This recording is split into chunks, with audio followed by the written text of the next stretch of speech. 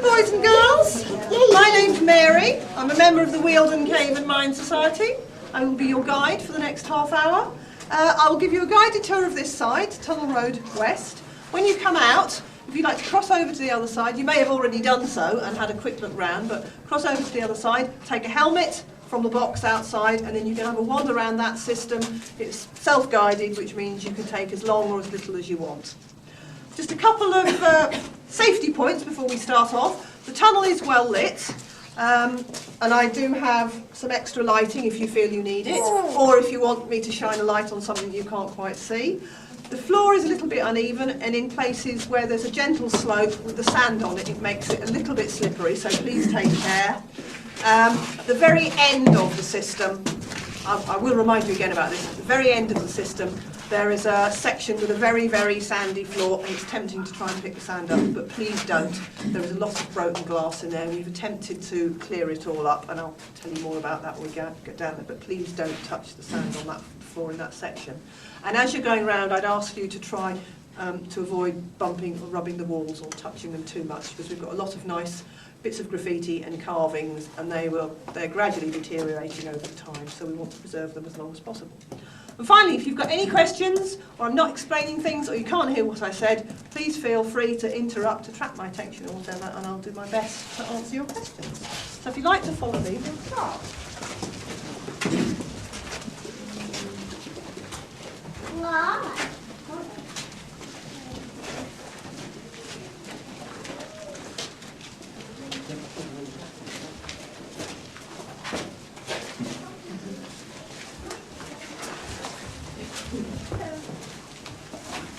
Park, all sorts of things. Unfortunately, it's not true. This system is quite big, but it doesn't go that far. Although these are called caves, they're actually mines. They were mined for sand, and in the 1700s and later, sand had quite a number of uses. So people around the area would want to make a quick buck. It was probably a quick penny or a quick halfpenny or something like that. They would scrape up some sand. They'd bag it up. They would either sell it on or they would use it themselves. But it had a number of uses. It was a good scouring agent, a bit like Vim for cleaning out your pots and pans. It was used in timers. It was used as sort of blotting paper. And it was used on the floor, a bit like sawdust. And you may have heard the expression, happy as a sand boy. And that's because the little lads who delivered their bucket of sand to the pubs, or whoever used it, used to get a glass of beer in return. So at the end of the day, they'd be very, very happy. Well, that sounds good, doesn't it? One of your parents will let you do that. So that's how that expression came around. Gradually over time, of course, sand was no longer needed. Oh, and I forgot to say it was used for glass making as well, very important. But gradually, the sand was no longer needed, or it was easier to excavate it from other sand mines. There's some open cast ones near Dorking. So gradually, the mining of the sand stopped, and then these systems were used for other purposes. And over the years, they've been used by the cycling club.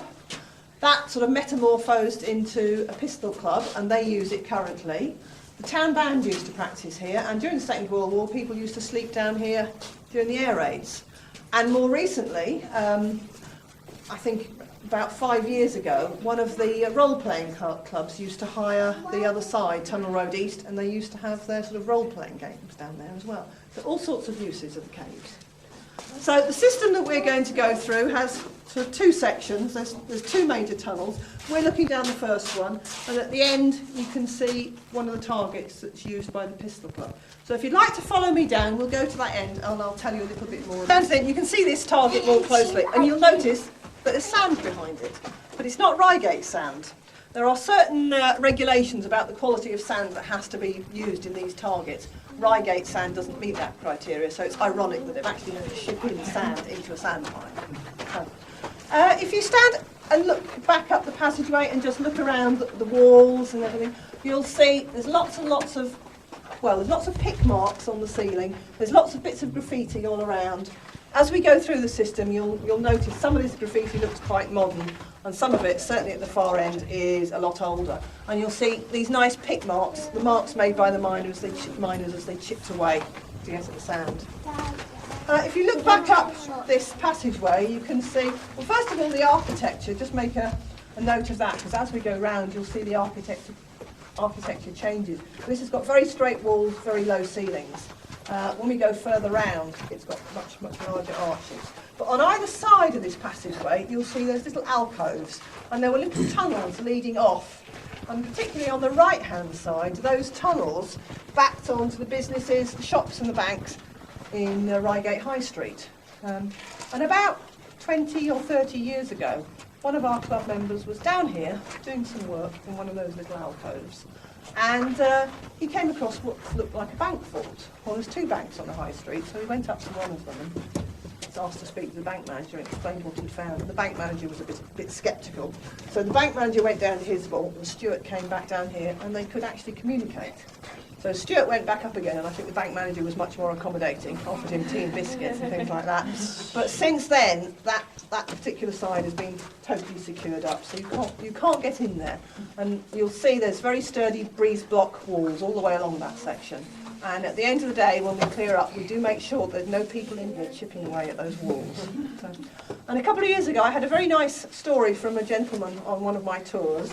And when he was young, it was during the Second World War, and he was a schoolboy, and the air raid warning went off, so the teacher brought them all down here. And then when the all clear went, they came out, and the teacher said, "Aha, I know a different way out," and came out and popped up through one of the banks and just came out through the tellers' desks. You can't do that anymore, unfortunately.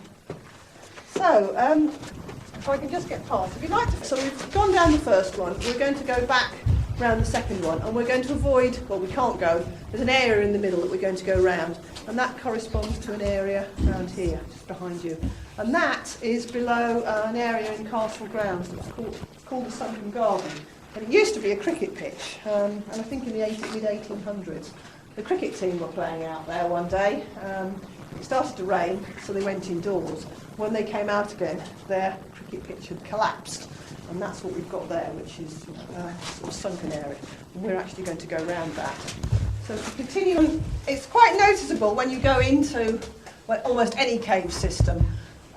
Certainly at the entrance, or nearer the entrance, it's very, very dark. It's just because of the traffic use.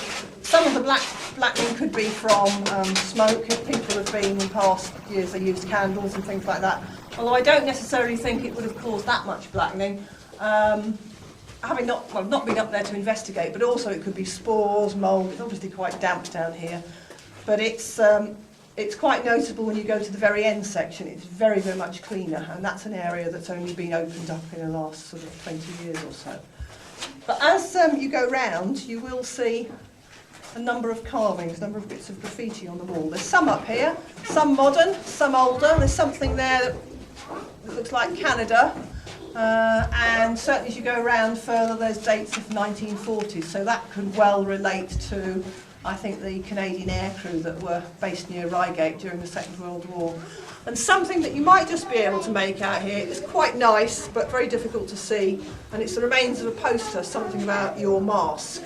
So I presume that reminds you to either carry or wear your gas mask, again dating from the Second World War.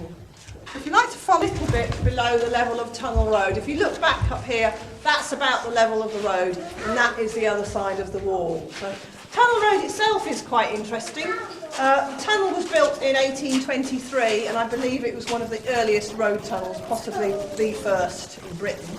It was quite an engineering feat of its time, and I think there were various questions then about, well, why build it? You know, what's it used for? Why do we need it? And as ever, well, because it can be done was one of the answers. But there's also a couple of nice stories to do with the then Prince Regent, who lived in London and had a lady friend in Brighton.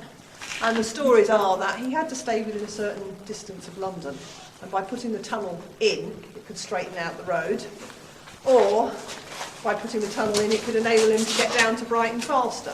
I don't actually think that was the reason it was built, but certainly there's a couple of nice stories about the tunnel.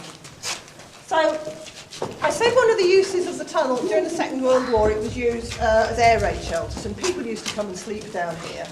And if you look back up that slope, on the right-hand side, there's what look like large steps. And these actually mark the position of the bunks. So there would have been bunks here, probably two or three beds high, all down here. And then on this side here, there's indentations in the wall, and you can see there. That's where various props would have been, again, holding up more bunks. And as you go round this side, and certainly in Tunnel Road east side, you see a lot of those markings, those indentations. And from that, you can work out roughly where the bunks were and how many pitches there were. And I think out in Tunnel Road on display, there is actually a survey of the cave system, and marked on it are the positions of the beds, so you can actually see how many people would sleep down here. Not an awful lot, I think, in the region of sort of hundreds, a couple of hundreds. Nothing like Chislehurst Cave, because if any of you've been there, it's a massive system, and they had thousands of people sleeping down there. Nothing like that, but certainly people would come down here from London. They'd get the train, or they'd get the train locally and come down here just to come and sleep here. Not something I'd like to do, but I suppose if the alternative is having a bomb dropped on you, then yes, you'd come down here. People have actually said to me, oh, well, given the choice, I'd like to sleep in Tunnel Road East, because that's much cosier, and I do agree with them. It's almost warm and cosy, really. So if you'd like to follow me, the architecture has changed. From that first tunnel with a very low ceiling, we've now got these much more generous chambers, almost sort of church-like, cathedral-like. And certainly if you go into the next one, it's an absolutely massive chamber. When you look at these, you can appreciate the skill. The miners must have had some considerable skill in knowing exactly how much sand to take out, yet leave these strong retaining pillars. And if you look up in the ceiling here, you'll see there's lots and lots of these pick marks.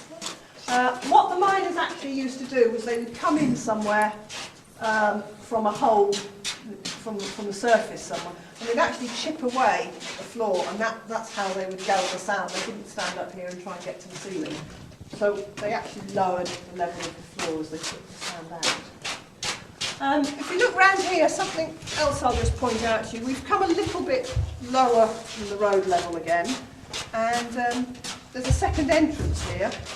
You can just see, if I shine my light, there would have been a second entrance to the system up at the top. There was a set of stairs here, you can see where they were, and then behind that wall at the top there was another entrance. That's all been bricked off, and if you go out to Tunnel Road you can just see where the brickwork is. But that was a second entrance in here during the Second World War. Obviously a set of wooden steps has totally rotted away. We'll just go still, please. So, I'd like to come round to the next chamber. That's another target there used by the pistol club. There's also very nice, strong, sturdy railway sleepers to protect the pillars from those people who haven't got such a good aim. Again, lots of nice pick marks around there, and there's very little bits of graffiti. There's some dates on the wall over there, a couple of faces. And there's some very nice carvings on the wall here, this pillar here. I don't know if you can just make out this gentleman's face. Looks like Mr. Hitler. Again, quite impressive, if you can call it that. And another interesting feature about this particular pillar is it's been totally flattened off. Compared to everything else, it's got a very, very smooth surface. I'm not sure why. Somebody actually suggested it could have been used as a cinema screen. And certainly that's a possibility. If people were down here during the Second World War, they would have either needed entertainment or needed, be provided with information. So it's a theory. Got no idea whether it's true or not, but certainly it's a nice theory. So if you want to have a little wander around, I'll let you have a look around in your own time. Just stay within this area and have a look around that pillar. It's a bit too dark and there's not enough light over there, but do have a wander around. See, there's a mound of sand, and that's the edge of this sunken garden area. And with that sinking, that actually closed off a section. And we're going to go through it. We're going to go through that small tunnel there. That was man-made recently, I say 20, 30 years ago.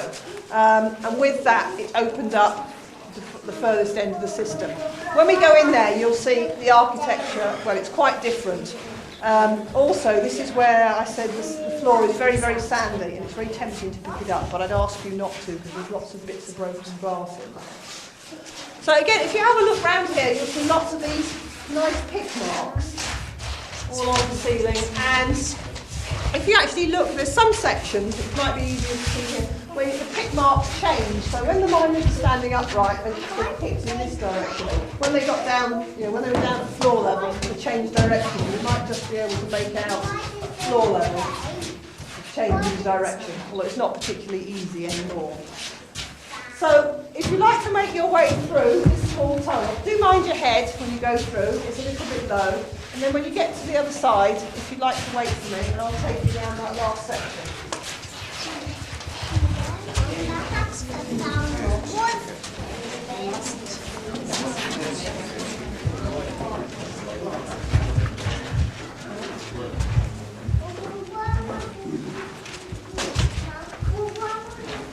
You get a feel for how they, what we've been working in. If you actually have a look round here, there's a section in the middle which is roped off, and that's because it's full of a lot of debris. This particular end section seems to have been used by local pubs and hostelries as a sort of dustbin, waste disposal, dumping ground, whatever. And what they used to do was they used to get their beer barrels, fill them up with broken bottles, break the bottles to get as much glass in there as possible, and then bring them down here and just leave them. And of course, what's happened over time is the barrels have all rotted away, and we've been left here with all the hoops. There's a huge pile of metal hoops in the middle here, and then all the broken glass. And the broken glass was scattered all around the area, even that you're working on. So what the club did over time, we've actually sifted through this sand to get rid of as much glass as possible, and that's enabled us to allow you to walk all the way around. So what we're going to do is walk round to the very end. We're actually at the end of the system now, we can't go any further. So have a look round the end there, there's some nice bits of graffiti, and then we'll make our way back to the tunnel road itself. There's a few 1812, could be 1812, I'm not sure. Well, there's Sarah, with a face that looks a bit like a Punch and Judy cartoon figure. There's various bits round, there's some other carving around there. So if you want to have a wander round, please do. Come to the end of the system. This wall here, to give you an idea of where we are, if you know Castle grounds at all, you know the sort of gateway, kind of portcullis. I think we're just below that. So although the system extends, the story about it extending the Barons Cave, unfortunately it doesn't extend halfway. So do have a wander around. We'll make our way back to the entrance, and then you can have a look round Tunnel Road East at your leisure. I think it was actually quite labour intensive to get it out. Also, there are other steps on the sand line. I think there's some out towards Wealden, which is more open. Really easy to get that sand out. Yeah. And then just generally, I don't know what the date is. I suppose you'd say, well, perhaps it's when around about when the dates were in there. I'm not sure. Again, you have to look at the historical use of sand, really, and decide when it is, when it is.